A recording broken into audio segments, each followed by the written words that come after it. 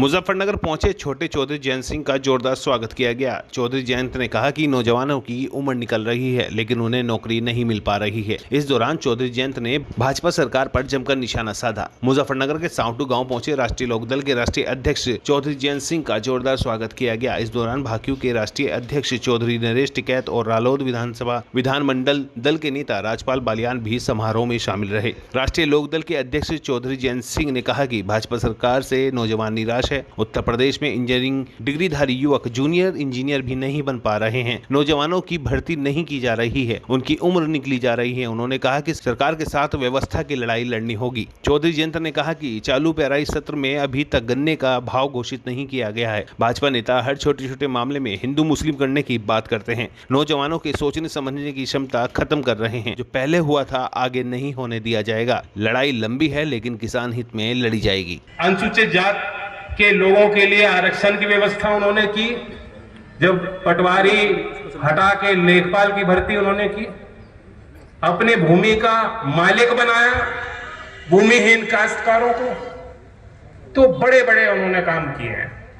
नरेगा जैसी योजना जो आज चल रही है उसकी जड़ें भी चौधरी साहब के एक प्रयोग था जो उन्होंने लागू किया था। आज हमें एक मौका है, हम देखें कि जो उनकी राजनीति थी, जो उनके लोग थे, आज उनकी क्या स्थितियां हैं। आज हम और आप बेहद कमजोरी में हैं। इस देश में दोहरी व्यवस्थाएं, जो देश के स्वतंत्रता के बाद भी, लोकतंत्र स्थापित होने के बाद भी, संविधान के लागू होने के बाद भी दोहरी व्यवस्थाएं, दोहरे मापदंड जो कभी कभी आप महसूस करते थे, वो आज भी जीवंत है। आज भी बंटवारा सा है। एक तरफ 9 साल में बड़े खातेदारों का, बड़े पूंजीपतियों का 14.5 लाख करोड़ रुपए माफ हो जाता। अब उसे माफ कह दीजिए, उसे एनपीए राइट ऑफ कह दीजिए, उसे बट्टा खाता, जो भी कहना चाहो कहो। सच्चाई यह है कि वो वसूला नहीं जाएगा। सबको मालूम है कि उस पर क्लेम सरकार ने, बैंकों ने मिली भगत करके वो क्लेम विड्रॉ कर लिया। जो खेती किसानी करते हैं, देश भर में नाबार्ड की एक रिपोर्ट है, उसके आंकड़े के 21 लाख करोड़ कर्जा आप पर बनता है। एनएसएसओ के जो पिछला राउंड हुआ 2018 का जो आंकड़ा था, जो 2019 में वो प्रकाशित हुआ, उसकी आप माने तो हर किसान परिवार पे 74,000 रुपए का कर्ज है। जब चुनाव था यहां बिजनौर में, यही लोग आए थे। इन्होंने कहा था कि चौधरी चरण सिंह की स्मृति में उनका सम्मान रखने के लिए हम जो गन्ने की खेती करते हैं, जो किसानी करते हैं, उनके लिए कोष बनाएंगे। चौधरी साहब का नाम उस योजना से जोड़ा जाएगा और जितने चाहिए 1000 करोड़, 1500 करोड़, 15,000 करोड़, जितने भी संसाधन जुटाने पड़े किसानों के लिए, बस एक बार लखनऊ में हमें बैठा दिया। अब एक बार क्या, दूसरी बार भी बैठ गए। मथुरा के थे दीनदयाल उपाध्याय जी। देश में कितनी संस्थाएं, कितनी योजनाएं उनके नाम से बनी है। मुझे कोई आपत्ति इस बात से नहीं, लेकिन वो एक उदाहरण है। अगर ये सरकार चाहती, वाकई सम्मान रखना चाहती, तो चौधरी चरण सिंह जी को भारत रत्न से नवाजा जाना चाहिए था। पहले मैं साटू गांव गया हूँ। भैया नीचे आईडी करो। साटू में मैं अपने सांसद निधि से 1 करोड़ 15 लाख का मैंने वहाँ काम कराने के लिए अपना प्रतिनिधित्व प्रस्ताव रखा है। 15 दिन में टेंडर होगा। स्पोर्ट्स स्टेडियम का निर्माण हो रहा है। और उसके बाद मजबूत गाँव है, सामाजिक और किसान के मूवमेंट में हमेशा ये गाँव जुड़ा रहा है। हमेशा यहाँ बड़ी बड़ी सभाएं चौधरी अजीत सिंह जी की और से पहले भी होती रही, मेरी भी कई बार मुझे अवसर मिला गाँव में आने का।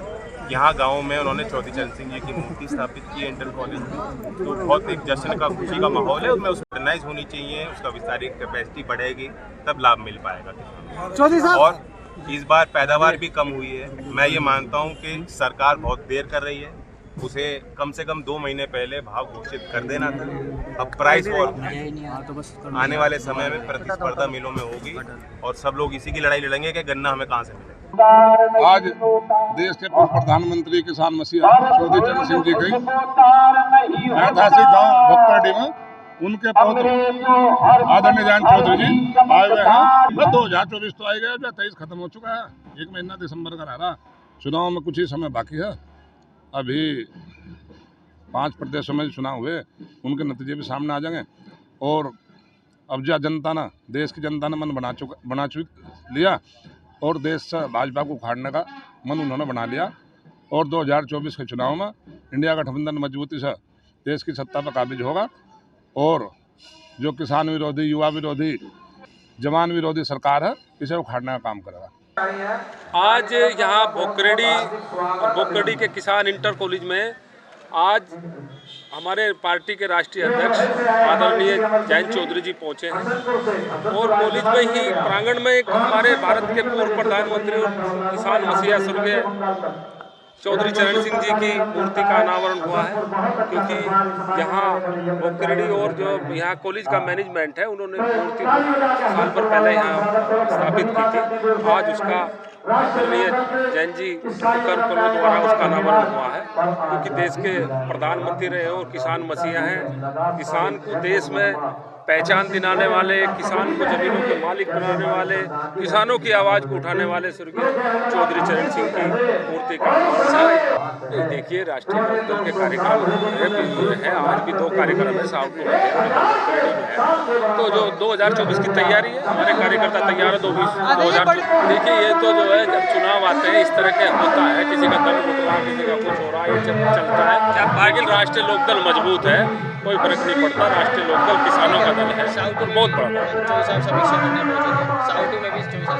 साउथ में चौधरी साहब ने जो अपनी निधि से स्टेडियम का निर्माण कराया जा रहा है, जो एक बहुत अच्छी पहल है, क्योंकि आज हिंदुस्तान में एक मात्र जो है नेता हमारे आदरणीय चौधरी जयंत सिंह जी हैं, जिन्होंने अपनी सारी निधि खिलाड़ियों के लिए, खेल के लिए दी है। तो मैं उनका जो है दिल से धन्यवाद और शुक्रिया करता हूँ।